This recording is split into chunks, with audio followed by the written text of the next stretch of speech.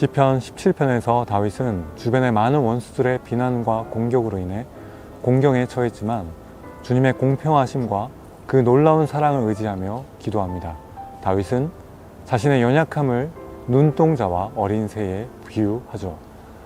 창조주 하나님께서는 인간의 눈을 지으실 때 본능적으로 눈꺼풀이 움직여서 눈동자를 보호하도록 만드셨습니다. 또한 무력한 아기 새를 어미 새가 본능적으로 보호하도록 창조하셨습니다. 이처럼 다윗은 하나님이 자기에게는 눈꺼풀 같은 보호자이시며 어미 새의 날개처럼 포근하고 안전한 보호자이심을 신뢰합니다. 그래서 그는 위기 때마다 하나님께서 기이한 사랑을 보이셔서 원수를 물리쳐 주실 것이며 능력의 오른팔로 그를 구원하실 것을 확신합니다. 그는 아침에 깰 때마다 주의 형상으로 만족하게 될 것을 선포합니다. 역대기의 말씀은 예레미야 예언 통치로 70여 년 만에 바벨론 포로에서 귀환하여 고향 땅에 거주하게 된 유대인들이 직면했던 정치적, 종교적, 민족적인 위기 속에서 누가 참된 이스라엘 사람이며 이스라엘 공동체는 어떻게 하나님 중심의 신앙을 회복할 수 있을까라는 신학적 질문 앞에 해답을 제시하는 역사서입니다. 역대하 10장에서는 르호보암의 어리석은 리더십과 이로 인한 북쪽 지파들의 배반, 그리고 이스라엘 남북 왕조의 분열이 기술됩니다. 이어 11장에서는 르호보암의 집권 초기 3년간의 통치 모습을 기록하는데 그는 초기 3년 동안 하나님을 신실하게 의지하며 남유다를 통치합니다. 그러나 12장에서 그의 나라가 견고해지자 르호보암은 교만하게 되어 여호와의 율법을 떠나게 되고 이를 온 이스라엘이 본받게 됩니다.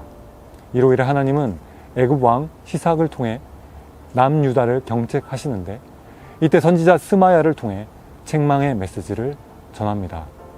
결국 르호보암 왕과 백성들은 하나님께 겸비하여 회개하게 되면서 하나님의 진노는 거두어지게 됩니다. 13장은 남유다의 2대 왕인 아비야의 즉위와 그의 통치 중에 있었던 대표적인 사건, 북이스라엘 여로보암의 군대와의 전쟁을 소개합니다.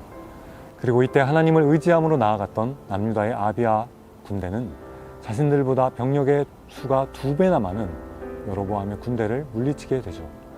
여기서 아비야의 승리 요인은 그가 전심으로 하나님을 의지하며 신실하게 제사 드렸음에 있었습니다.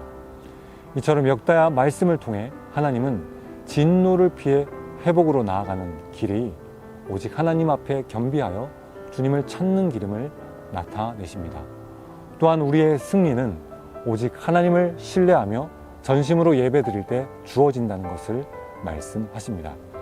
이제 우리 함께 시편 17편과 역대하 10장부터 13장까지의 말씀을 읽겠습니다.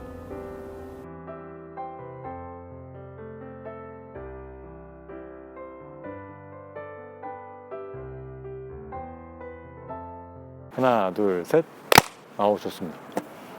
오늘은 숭실대 소프트웨어 학부 박광영 교수님 그리고 평생교육학과 박현희 교수님과 함께 말씀을 나누도록 하겠습니다. 두 분 환영합니다. 반갑습니다. 오늘의 첫 번째 키워드는 잘못된 선택입니다. 역대하 10장 온 이스라엘이 르호보암 왕으로 삼고자 모여 물었습니다. 우리를 앞으로 어떻게 다스리실 건가요? 이때 르호보암은 그들에게 대답합니다. 3일 후에 다시 내게 오라.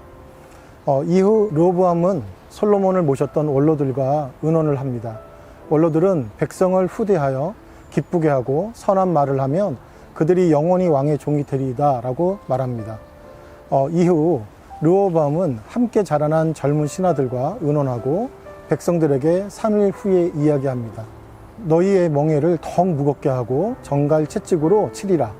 그 결과 이스라엘은 분열이 되고 비극을 맞이하게 됩니다. 왜 이런 결과가 왔을까요? 저는 처음 묵상에서 르호보암이 원로들의 가르침을 버리고 젊은 신하들의 의견을 들었기 때문이다 라고 생각했습니다. 하지만 누구의 말을 들었든 그 결과는 바뀌지 않았을 것입니다. 이 모든 비극의 시작은 바로 3일간의 시간 속에서 르호보암이 하나님을 의지하지 않고 인간에게 의지한 결과라고 생각합니다. 르호보암은 이 주어진 3일간의 시간 동안 눈물을 흘리면서 간절하게 주님의 인도하심을 간구했어야 합니다. 우리는 어떤 문제를 직면했을 때 힘 있는 사람, 지혜 있는 사람, 또는 나에게 도움이 될 것 같은 사람들을 우선적으로 찾는 경향이 있습니다. 저도 예외는 아닙니다. 왜냐하면 우리는 나약한 존재이기 때문입니다. 하지만 이 모든 것들이 부질없음을 빨리 깨달아야 합니다. 우리를 지켜주시고 세상 속에서 보호해 주시는 분은 오직 하나님 한 분뿐임을 고백하며 우리 주님께 피해야 할 것입니다. 르호보암의 조부인 다윗은 국가적으로 큰 문제에 직면했을 때 하나님께 모든 것을 여쭙고 그 결과대로 진행했던 왕이었습니다.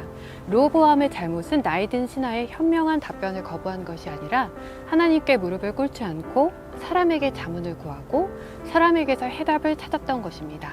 저 또한 하나님께 묻지 않고 선택했던 일이 있는데요. 대학교를 졸업하고 유아교육 기관에서 실습을 하게 되었습니다. 기도로 하나님께 묻지 않고 내가 성공하고 싶은 욕심과 주변 사람들의 의견을 듣고 남들이 보기 좋은 곳으로 5일 정도 실습을 하고는 그 기간에 문제가 생겨서 중도 하차하게 되었고 이로 인해 실습이 1년이나 미뤄지게 된 아픈 경험이 있습니다. 이후 저는 르호보암처럼 하나님께 묻지 않고 사람의 의견을 중히 여겨 결정했던 자신을 철저하게 회개하게 되었고 모든 결정을 할 때 다윗처럼 기도로 여쭙고자 노력하게 되었습니다. 결국 1년을 남들보다 늦어지게 되었지만 그 일을 통해 하나님께 묻고 행하는 좋은 습관이 생길 것을 감사하게 생각하고 있습니다. 오늘의 두 번째 키워드는 하나님의 징계입니다. 역대하 11장에서 르호보암이 하나님을 의지하고 잘 섬길 때는 나라가 강성하고 평화로웠습니다. 하지만 나라가 견고하고 세력이 강해질수록 그는 오히려 하나님을 버리고 범죄하게 됩니다. 이에 하나님은 애굽 왕 시삭에게 이스라엘을 맡겨 고난받게 하는 징계를 허락하십니다. 하나님을 의지하고 믿음 위에 굳게 서는 자에 대한 축복의 말씀과 그렇지 못할 때의 징계의 모습은 성경을 통해서 충분히 우리에게 말씀해주고 계십니다. 하지만 우리의 인생을 보면 주님을 의지하고 살아가고자 노력하지만 조금만 잘 되고 행복하면 하나님의 은혜를 잊고 지내기가 일쑤입니다. 어떤 문제가 있을 때만 반짝 기도하고 하나님 이번만 도와주시면 제가 주님 정말 잘 섬길게요 라고 기도합니다. 하나님이 이런 우리의 모습을 어떻게 보실지 두렵고 떨립니다. 우리의 삶 속에서 믿음이 흔들리거나 나를 자각할 거울이 필요하다면 주님의 은혜를 간구하십시오. 주님께서 저희를 지켜주실 것입니다. 오늘의 세 번째 키워드는 여호와께 돌이킴입니다. 네, 저는 3대째 예수를 믿는 집안에서 어렸을 때부터 줄곧 예수님은 살아계신 분이었고 나를 구원하신 분을 믿는 것이 자연스러웠습니다. 숭실대 재학 시절 대학부 수련회를 통해 주를 위해 살겠다고 다짐하며 새가족부 리더로 교회에 처음 발 디디는 영혼들에게 하나님의 사랑을 전하는 기쁨으로 살았습니다. 또한 제 삶의 모든 시간은 주를 위해 쓰겠다고 다짐했습니다. 이후 졸업하고 그리고 교사가 되었는데요. 주를 위해 모든 것을 쓰겠다는 다짐은 이내 사라지고 주중에 피곤한 직장 생활로 주말에는 쉬고 싶었기에 바쁘다는 핑계로 청년부 리더 자리를 내려놓았습니다. 남들이 부러워하는 직장을 가진 것에 우쭐했고 교사로서의 재능을 자랑했으며 다른 사람들과 경쟁하고 시기했습니다. 보내주신 영혼들을 낚는 업으로 살기보다는 자기 성취로 일을 하는 사람으로 변해갔습니다. 그러던 어느 날 어머니께서 갑상선 암으로 수술을 받게 되었고 그때 비로소 제가 아무것도 할 수 없는 자임을 깨닫게 되었습니다. 매일 저녁 9시에 예배당에서 엎드려 울며 간절히 기도할 때 하나님은 제게 직접 찾아오셨습니다. 본문에 르호보암이 스스로 겸비하였고 유다에 천한 일도 있으므로 여호와께서 노를 돌이키사 다 멸하지 아니하셨더라. 역대하 12장 12절 말씀처럼 하나님께서 저희 회개를 받으셨는지 어머니는 빠른 회복을 통해 일상으로 돌아오셨고 저는 그 일을 계기로 주님 일이라면 앞장서서 열심을 다하는 사람으로 변화되었습니다. 삶의 위기를 통해 귀한 사랑을 베푸시는 하나님을 만나고 난 이후 저는 살아계신 하나님이 모든 만물의 창조주이시라는 것을 알리고자 유아, 초등, 중등 기간에 자연모사 교육 프로그램을 도입해 나가고 있습니다. 앞으로 AI 시대를 살아가게 될 다음 세대를 하나님 은혜의 세계관으로 함양할 수 있도록 공교육에서 하나님의 나라를 확장하기를 소망합니다. 아멘. 두 분의 고백이 정말 큰 감동으로 다가옵니다. 주께서 사랑하시는 여러분, 엊그제 시작한 것 같은 2021년도도 벌써 겨울을 향해 가고 있습니다. 올 한 해 우리의 삶을 잠잠히 반추해 봅시다. 우리 역시 때로는 르호보암처럼 잘못된 선택을 할 때도 있었고 다윗과 같이 주변의 사람들로 인해 어려움을 겪기도 했습니다. 그러나 시편 17편에서 표현된 대로 주님의 그 기이한 사랑이 항상 우리를 지키시고 보호해 주셨습니다. 우리에게 잘못된 선택과 실수가 있었을지라도 우리가 여호와께 진정으로 돌이킬 때 하나님은 한결같은 사랑과 은혜로 우리를 세워 가십니다.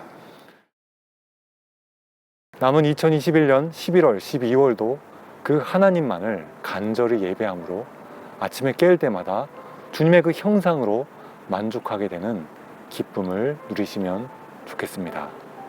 이제 오늘 발견한 말씀의 은혜를 붙들고 우리 자신과 가정, 공동체를 축복하며 기도합시다.